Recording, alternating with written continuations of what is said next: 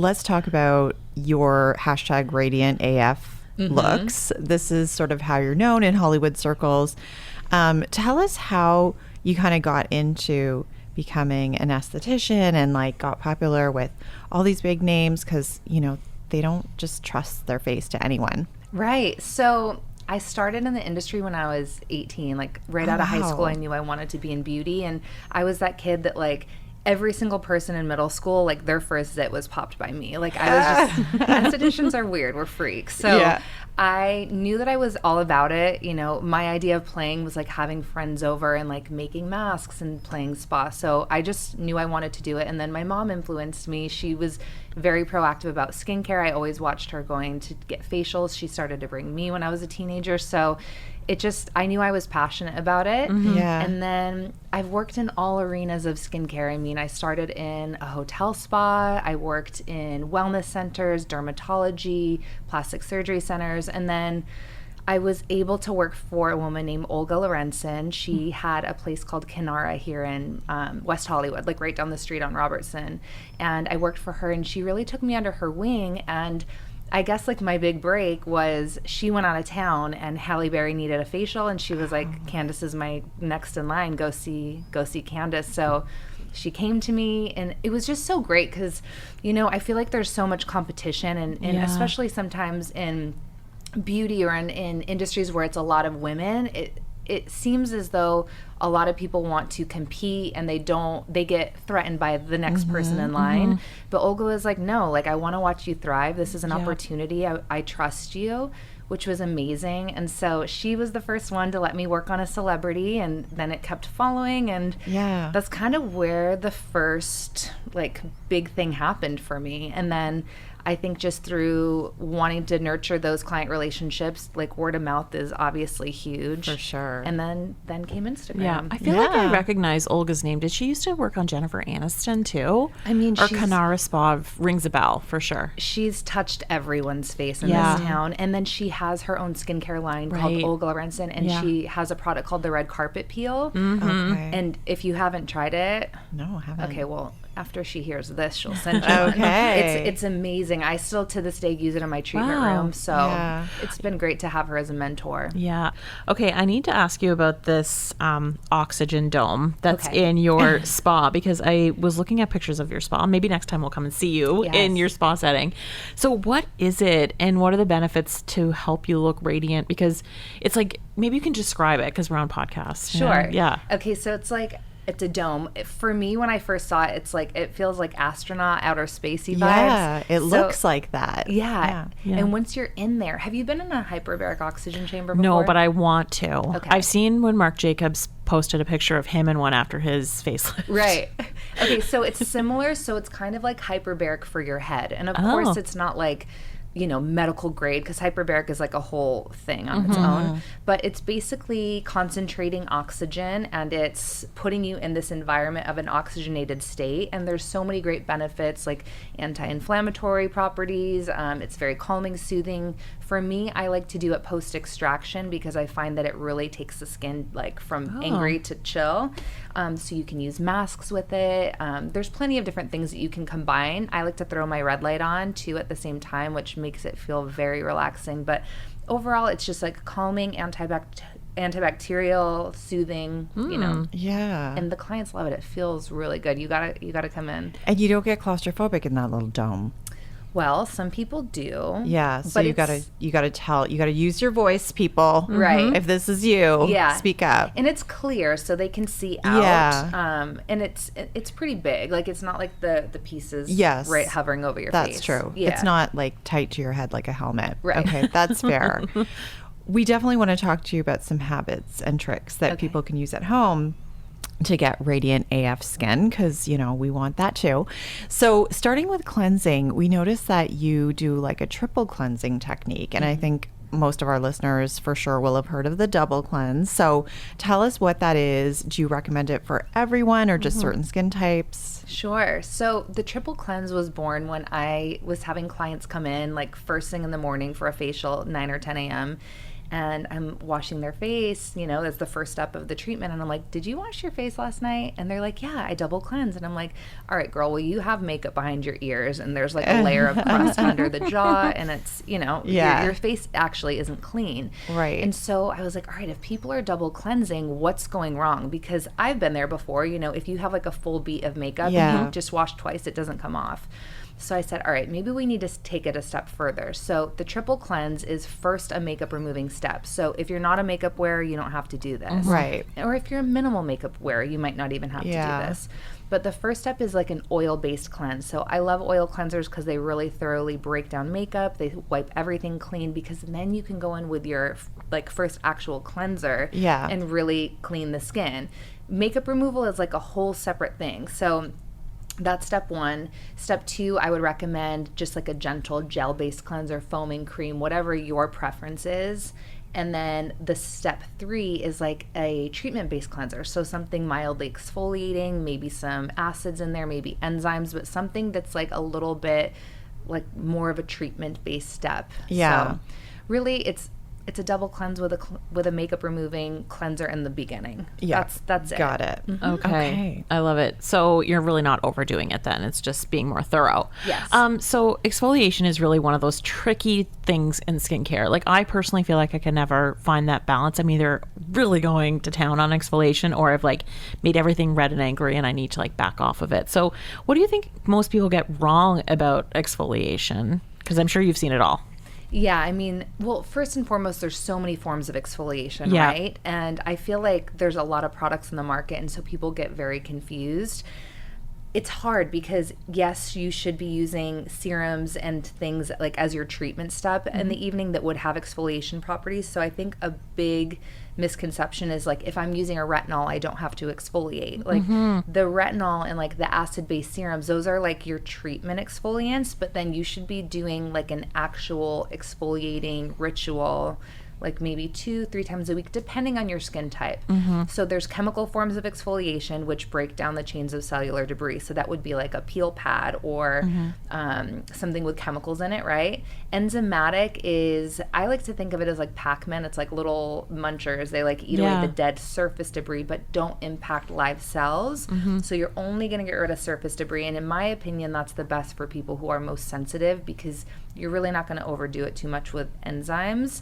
And then the third, of course, is mechanical exfoliation or physical exfoliation, which is like a scrub.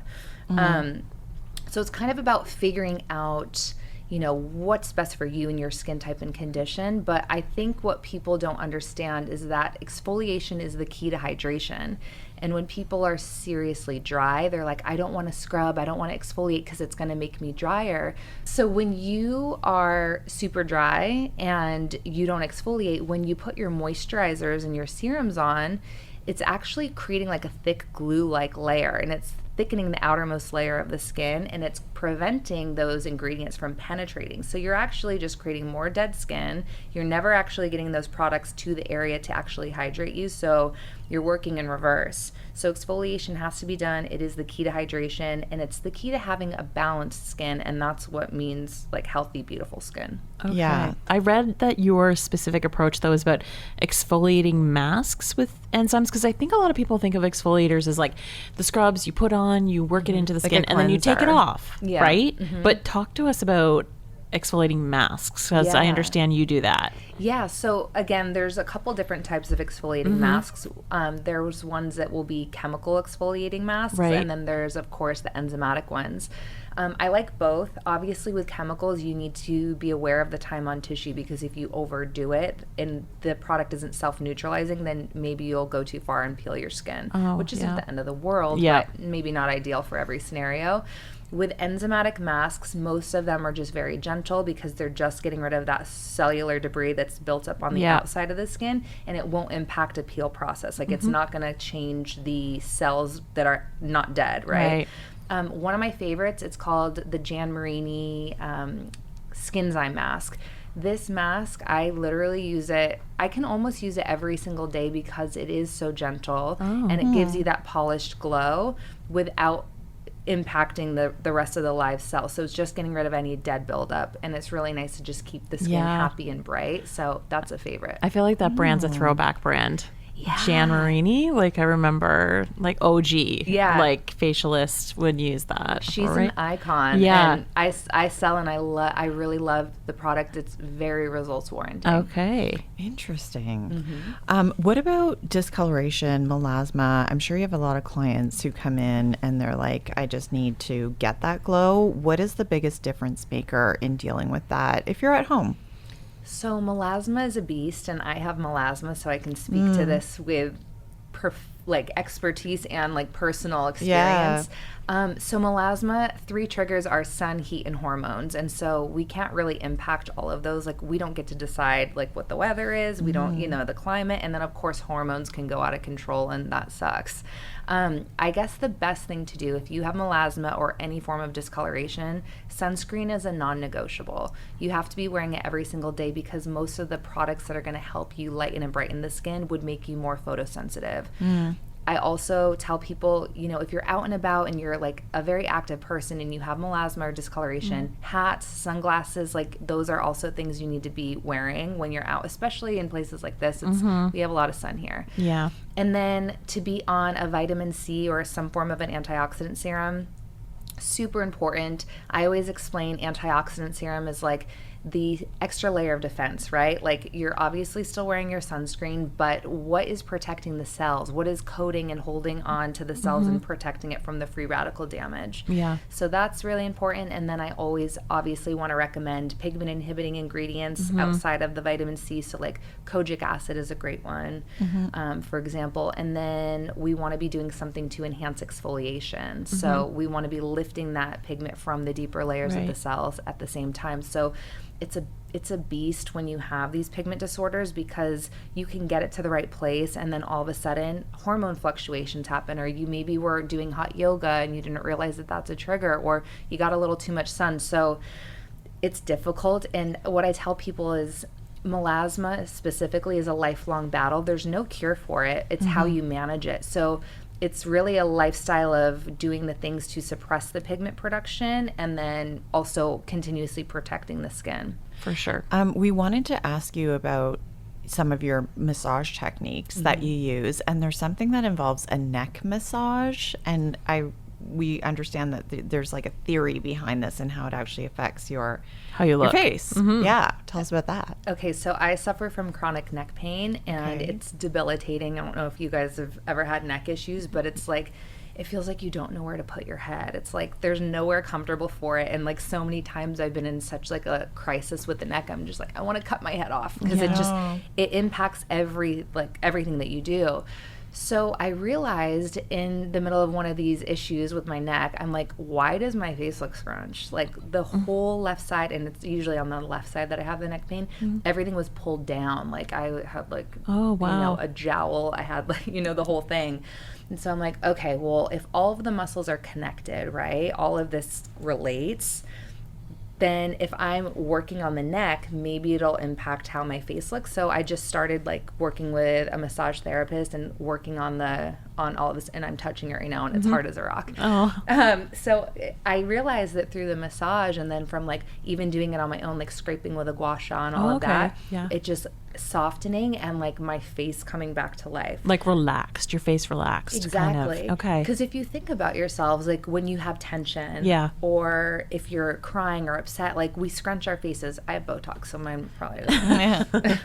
I don't know if mine is reacting like that, but you know what I mean. Like your eyes get heavy. Like it does impact like how we hold our shoulders and our posture and the stress and the weight that we carry. It does impact how our faces look. And so it was like a moment of exploration with myself, practicing on myself, like massaging it and seeing everything kind of lift and open up again. So I made it a point, and I really truly believe that like our faces, when you go in for a facial, they should be treating your neck, your chest, the whole bit, right? Shoulders, all of it. And so by working on my clients' necks, I've noticed everything become brighter, more awake, more open. And that's kind of how it started. Yeah, cool. But massage is really for me. I mean, I've had hundreds of facials, maybe even thousands. Like I'm a junkie. And I've been doing it for almost 17 years now. So I've had a lot of facials. And what I realized is that people just like, they pet you, right? I'm like, don't touch me with a limp anything. Like I want to touch with intention, right? So I just realized that people actually want the massage and nobody's giving it. And of course, when I was in esthetician school forever ago, they told us to only touch the face with your ring and middle finger. So a massage would be like this. That doesn't feel good. Right. So I'm like, I'm going to get in there. I'm going to like actually learn to massage. And I just did it self-taught by touching as many people as I could. Everyone that I know has been massaged by me. And it's really, I think when you're a facialist, it's like another layer of like intuition, right? Like your hands flow and they feel the tension, and I feel like no two facial massages I've done are ever the same because everyone's face is so different, and I'm just flowing and feeling, and I love it, and it's like the biggest part of my treatment, and I think it's what set me apart and has helped me retain clients. Yeah, that sounds amazing. I love a facial. Who would say no to that? Oh my God. I love it when I fall asleep in a facial, like, and you get that relaxing massage at the same time. It's so great. Yeah. So great. How does facial massage factor into like a lasting glow? Because I think that's the thing when I go for a facial, I'm always like, damn, like it looks so good. And it's like, you want to keep that glow going though at home, right? And sometimes I feel like the massage, I'm just not as good at it with the facial massage. Plus, I'm oily skin, and I have been told that I shouldn't do too much massage because it kind of can like activate almost like bacteria that's underneath, and I might break out. So what's your sort of tips for massage at home for your face? Sure. So I believe that massage, and the reason why you leave a facial with such a glow is because we've created so much circulation, right? So when you do that, you're bringing oxygen-rich blood cells to that area, and you're just, it's energy, right? And we're creating circulation. So you're getting that glow from within because your skin is in a more oxygenated state. And then, of course, with different manipulations, you can sculpt and lift. And so we're just like, we're focusing on something, and because of that, we're getting the glow. For at home, I don't know if I necessarily believe that oily skin shouldn't be massaged. I think it's probably more so to do with the type of products you're using and how you treat the skin after. So if you're super oily and acne prone, it might not be in your best interest to use something really heavy or occlusive to massage and then not wash it off. Yeah. I mean, every single client that comes into me gets a thorough facial massage, and I've never had anybody be like, oh my gosh, my skin broke out after a facial, but it's because of how I post-treat. Of course, if someone had very vulgar active acne, that's not a good idea because then maybe you're spreading some bacteria under the skin. Totally. And then, of course, you're not going to massage on open skin that was just lasered, peeled, or, of course, open with inflamed, aggressive acne. But if you're just oily, I don't think you need to worry about it. Yeah, I always see those like gorgeous girls on Instagram using face oils and the gua sha, and I'm like, I just don't, I feel like putting oil on my face to do that is just like, it's that thing, it's like in your head that you shouldn't do that. So is there another type of product that you like for facial massage? So there are oils that are actually really good for people who are oily, and it's kind of like the skin's job is to create oil. That's one of the jobs of the skin, to lubricate and protect the skin, right? And if you're super oily, sometimes the hydrating and balancing products that you use will slow down your own natural oil production. But then, of course, exfoliation comes into play too, so it's multi-layered. But there's a product that I really, really love, an oil that if you haven't tried it yet, for oily skin specifically, I think it's a home run. Okay. It's from, do you know the brand Fortuna Skin? Yeah. Okay, have you tried the oil? I love it. I haven't tried the oil, but I've tried the day and the night cream, and it's just like heaven. I was like, this is so expensive, but it's so nice. It's a gorgeous so line. Worth it. Through and through, but the oil for me is like, it's beautiful. So the reason it's great for oily skin is it's part olive oil and part olive leaf water. Okay. So you have the hydrating and the moisturizing component. So you shake it to suspend the water and the oil together. So that helps achieve balance for the skin. And for most oily skin types, you're actually really dehydrated. So the fact that it has that olive water component, olive leaf water, that helps to balance and hydrate. And a ton of my acne clients are on that product, no issue. And it smells good. Yeah, that's such a great brand. I hit bottom with it. It's an empty for me. The oil specifically? Yeah. Wow. And the essence. I love the micellar essence. The micellar essence is so good as well. I have a question since you're a fan of face massaging. Have you ever considered the buccal facial? Did you ever think about doing it? What are your thoughts on this? So this is the one where you go inside the mouth. Inside the mouth very and massage French. the cheeks. Yeah, I've had it done, and I play with it on like friends and family. Okay. I think it's amazing. You I mean, everything has can hold tension, right? Right. And you can feel like the fascia releasing, like when you're massaging somebody in that way. It's a little weird. If you have like a bad gag reflex or you hate the dentist, it's probably not for you. I enjoyed it. I noticed that my face looked like a little bit more snatched after I've had it done. Yeah. I'm definitely not an expert in it, but I'm playing with it because it's interesting and people want to do it. Yeah. I feel like it wasn't exactly COVID proof, you know? Yeah, probably not. Yeah. I feel bad for the estheticians who doubled down on it. As somebody who's had it done myself, I hate it. You do? I do. Was it too painful? I hated it. It was really painful. I found it really painful. It's not comfortable. It was not comfortable at all. And I felt like afterwards, I just felt like my face had been abused. Like, not, you know, there's a bit of that gut sometimes. Maybe it's just as a beauty editor or whatever, but I'm just like, I just had a feeling it didn't give me any benefits. That was my sense. Oh. That was my sense. My thing is like, it's probably like when you get reflexology done for the first time and you almost kick the lady in the face by accident because it hurt. You're like, oh my God, like it hurts so much. Yeah. I feel like but over time, if you keep doing it, it's not so bad. I think that's probably the case with the buccal massage. Yeah. Maybe. I don't know. That was just me. But I also have like very sensitive skin and I have broken capillaries and stuff. So I'm very cautious of things that hurt. Yeah. Okay. Yeah. We got the oil recommendation for oily skin. What would you recommend for facial massage if you're like drier or you have more texture on your skin? Is there a product that you love? So again, for tuna, have you tried the balm? No. Okay, that balm, it's the blue one. It's like a hard, like pressed oil, basically. Oh. Super nourishing, very healing, reparative. I always say that it's like that 911 product you want to have in your medicine cabinet because it's good for like scrapes, burns, cuts. They actually it's actually fine for acne too. They did a study with Accutane users and it helped minimize the side effects. Okay. So it reduces redness. It's great if you have a flyaway, cuticle, whatever. Yeah. It's just that catch-all, but it's a little bit richer than the oil. The oil is going to be more absorbent, of course, because it has that water component. But the balm is just like decadent, rich, and I'm obsessed with it. Okay. I think people will want to know, because you probably have a very highly curated top shelf at home. What else is on your skincare top shelf? Oh my gosh. I mean, so it changes. It does change. And I'm fortunate enough to have skin that is pretty like stable, right? Like I don't freak out if I try something new, so that's really fortunate. I don't recommend everybody to do that, but because I have the knowledge and I know what to do in case of like an oh shit moment, like I can figure it out. Yeah. So other brands that I'm a big fan of, Skin Better Science. Have you heard of it? Yeah, I've heard of it. Skin Better is, tried it. in my opinion, one of the most results warranting medical grade brands that has ever been on the market, and I find their formulations just be incredibly anti-aging. They actually have patents on a lot of their formulas, and they've created technologies and they've created molecules that haven't been on the market before.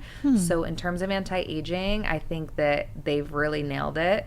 So I have a lot of Skin Better on my shelf. The two products that I can't get enough of from them is the Alto Advanced Serum. Okay. So it's a vitamin C, but it has extra DNA repair properties to it. So it actually makes your skin kind of age in reverse. And Okay, I'm listening. For neck creams, which are so finicky and people invest money in neck creams and never see anything. I'm probably going to butcher this, but to break it down for you, they found a way to harness your body's own nitric oxide uptake. And nitric oxide is like what makes Viagra work, right? So it's like it's like giving your neck a boner. Like swelling the blood vessels, basically. Yeah, so you're increasing circulation, you're getting all of this energy to flow to the area, and I'm telling you, like, I'll give it to somebody, 4 days later, they're like, I don't know if this is me just being weird, but I swear the necklines are decreased. Is it for necklines or sagging? It's for firming and for the lines. Okay, I'm sold. It's in the cart. The before and afters on it are amazing, so I definitely am all about it, and I always say neck cream is the new eye cream. Like, start on it before you need it, because when it catches up with you, it's like, great, like, what do we do? Yeah. So I'm using a neck cream. I'm a big fan of it. And then other top shelfers is Clinical. Obsessed. Yeah. Yeah, all the facialists are into the Is Clinical. Because it works. It's reliable. It's one of those lines where it has all of the clinical backing, but they use botanically derived ingredients, so it's natural and clinical at the same time. So especially for like a woman that's of childbearing age, like a lot of times when you get pregnant or you're nursing, you have to take away the retinol and you have to take away the acids, but because it's so natural and all of their ingredients are plant-based, you can get the results without having to like take yourself off of a certain routine and then get back on. So it's just one of those lines that it works, it delivers great results, and it's gentle yet effective. Okay. Yeah. Amazing. Sorry, did you mention one product in particular from them that you, like if you were to, if there's, what's the gateway? Okay, well, I think the gateway is probably their active serum. It's a little blue bottle, a dropper, and it's I have acids. tried that. It's like tingly and amazing. Best glow ever. But I have to say their warming honey cleanser is a real treat. So it's actually honey, and it has enzymatic properties. It's a humectant, so it's balancing, moisturizing, nourishing, healing, all the things. That sounds amazing for winter. Yeah, it's a great one for winter, and it'll eat away all the dead skin. Can sensitive skin use it as well? Absolutely. Oh, Honey's so healing and anti-inflammatory. Okay. And then they have a really good body lotion, which I feel like is like an unsung hero of the line. It's very thin, but like the most moisturizing lotion you've ever felt on the body.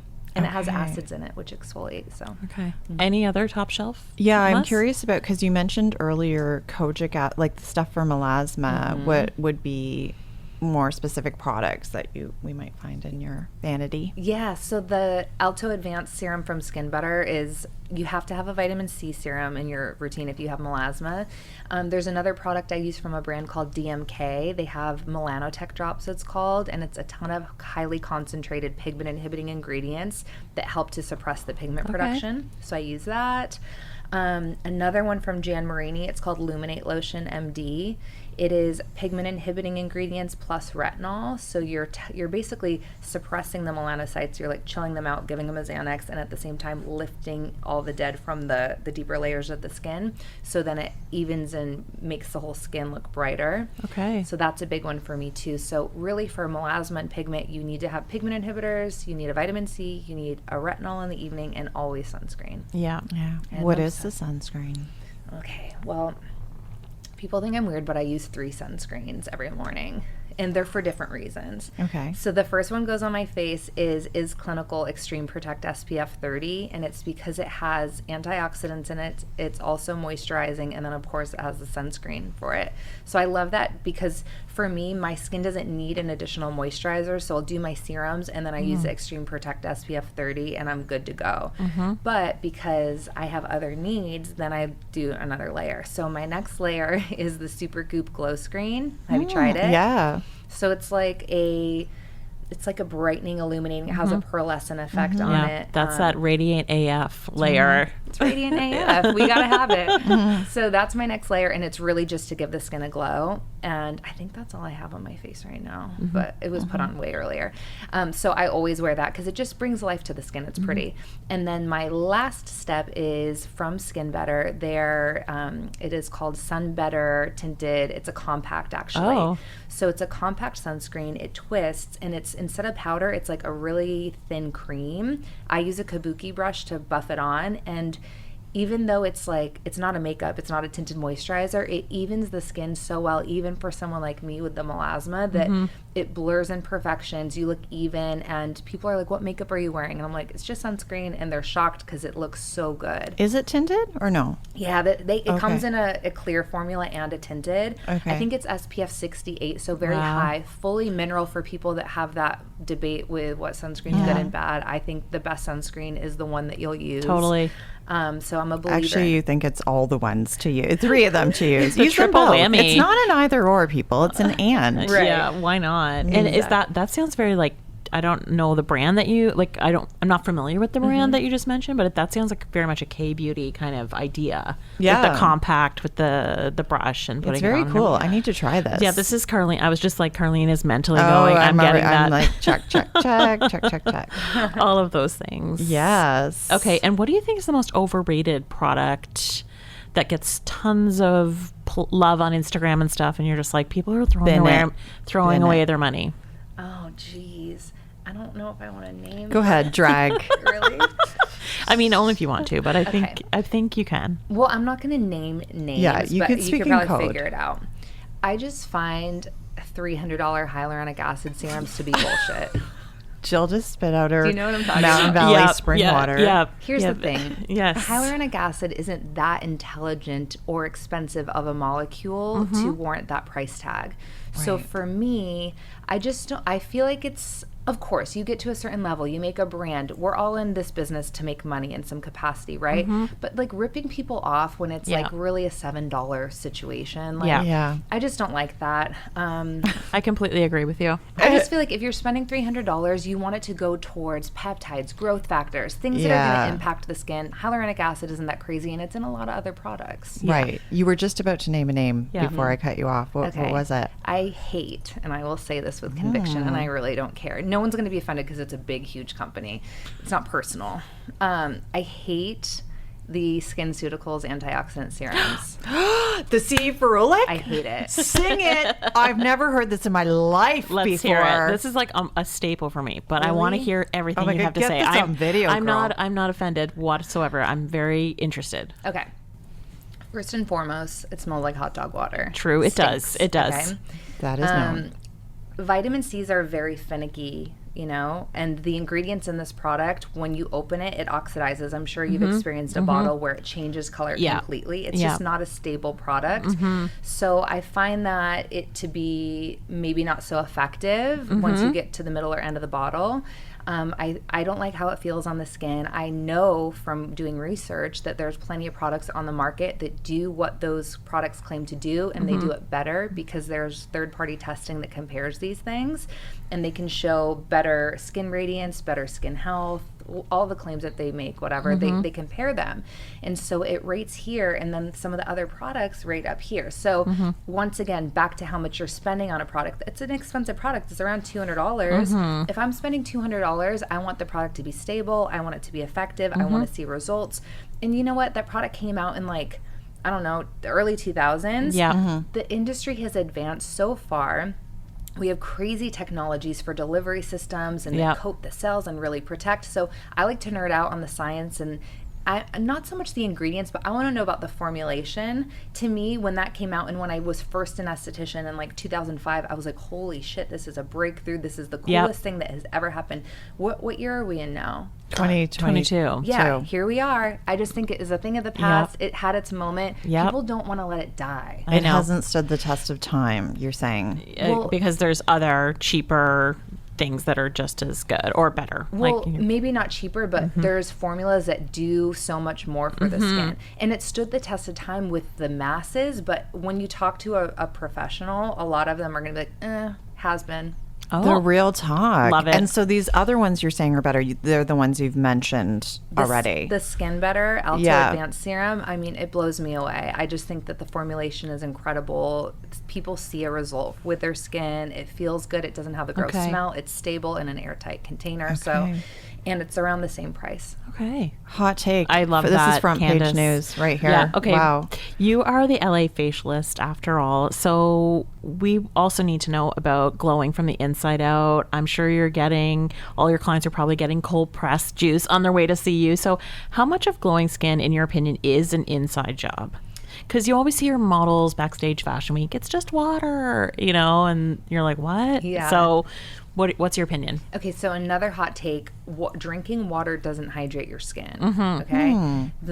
Here's the thing. We need to have minerals within the cells to hold on to water. So the more water you drink, obviously I'm not telling people don't drink water. You need to drink water, right?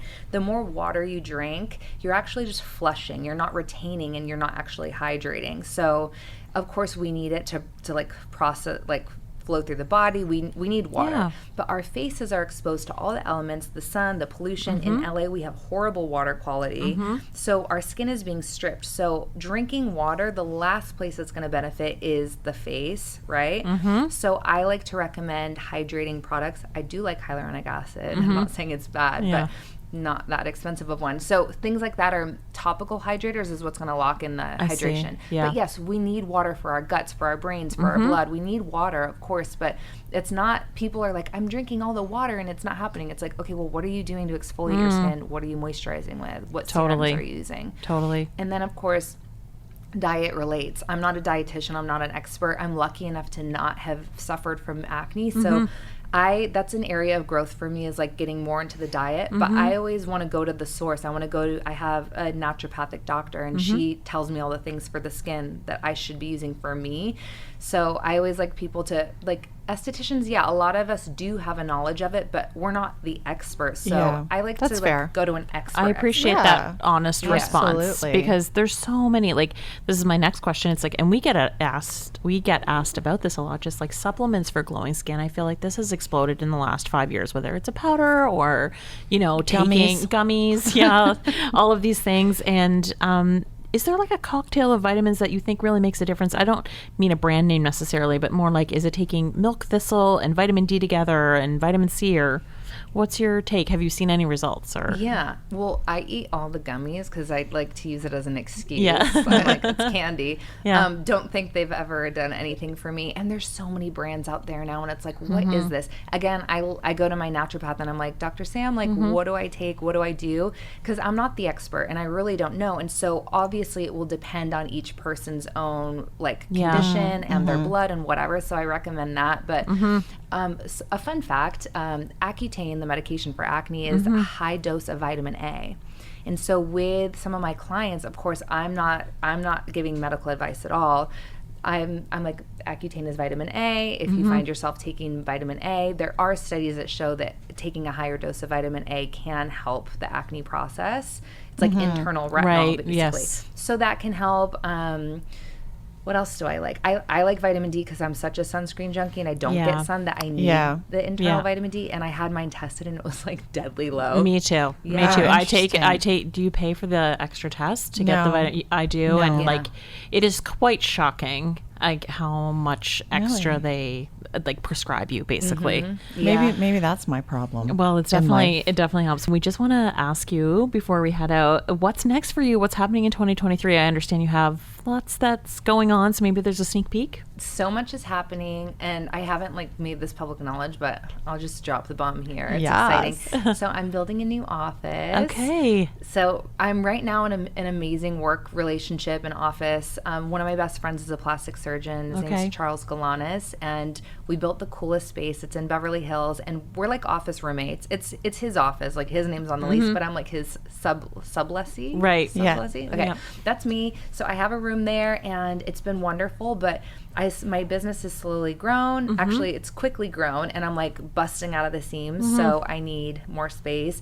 So in divine timing, right when I was looking, a space storefront level right across the street from where I'm at now became available, and I'm in the process of gutting it and doing it all from the ground up. Don't know how I'm going to pay for it, but here we are. It's very exciting. So that's exciting, and That's I'm hiring awesome. more staff. We'll have more facialists. We'll have people that specialize in different types of facial. You can come back and see if we can do the internal massage better for you. So make me convert me. Yes. So I'm excited about expanding the team, and really I want to be a curated place for skincare, like from an esthetician, someone that knows the skin. So I have a lot of different brands. I like to customize routines. So it's really going to be like a concierge style skincare clinic where you can come in. We'll do the Visia imaging, which takes the deep pictures of the skin. Oh yeah. And shows you what's That's going always on. eye-opening. Yeah, and then you can actually prove like, hey, we put you on this serum 2 months ago. Look at the change that we've made. So it's really going to be about skin health, and of course we'll have some other fun brands in there too. But